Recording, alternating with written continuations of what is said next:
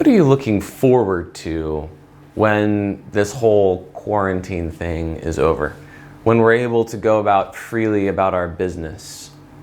Are you most looking forward to going to visit family, to hanging out with friends at the malls? Is it being able to send your kids to school, being able to go back to your place of business, being able to just have a job at all?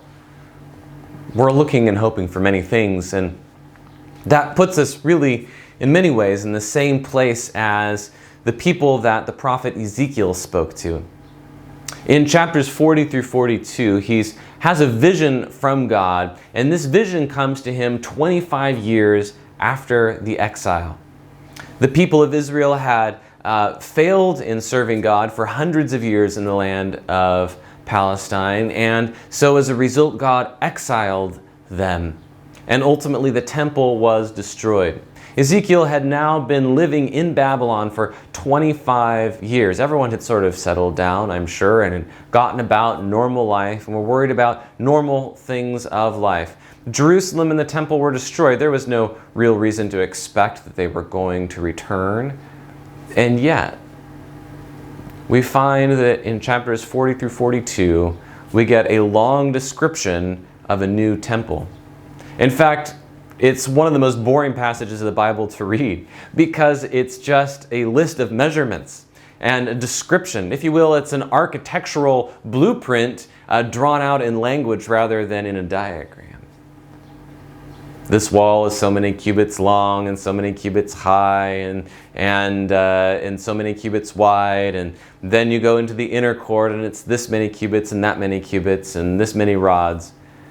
This isn't fascinating reading, but it is incredibly specific.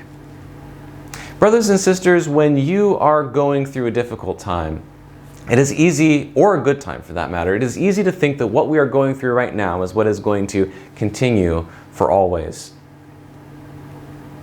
And so also the people in exile in Babylon could easily look at the circumstances of the world and say, this is the best that we could hope for now. There's no chance of returning to Jerusalem. And indeed, we know that decades later, when the people of Israel did have the opportunity to go back to Jerusalem, only a small fraction of the exiles returned. Most of them stayed in Babylon. That's where their new lives were. So Ezekiel is giving them this very specific vision of a temple whose dimensions were never really reproduced. No temple was ever built to these dimensions. But God is giving them a very specific picture because he wants them to know that their future with him is very real. It is very concrete. It is very specific. Even though they can't see it now and they have a hard time perhaps believing that it will come true. Brothers and sisters, in this season, as in all seasons of life, it's easy to get distracted by what's going on right now. And even if we have a hope for the future, it's usually a few months out, or at most a few years out. But God wants us to have a vision for what he is doing, and God works on much longer time scales than our human lives. Ezekiel himself never saw any temple being rebuilt. He died before there was any return from exile. But we have a great and sure hope. It is very specific. You can read about it in a number of passages in the Old Testament prophets, or at the end of Revelation, chapters 21 and 22. We have a glorious picture of a new heavens and a new earth where there is no crying and no tears, where we will have new resurrected perfect bodies. We will enjoy the presence of God and of the saints for all of eternity, with jobs and a glorious future that is not futile, but rather effective and glorious. For all of eternity, we will be all that we were meant to be. Do not have discouragement, and I urge you to look to the future, but look to the far future especially. Paul in 1 Corinthians 13 says, these three remain: faith, hope, and love. Hope is one of those top three things that we need to have in this world.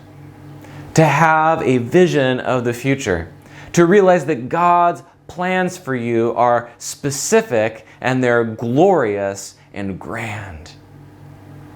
Just as the people of Israel heard of God's good news for them and his specific plans for them, walk today in the knowledge that God has great and glorious plans for you.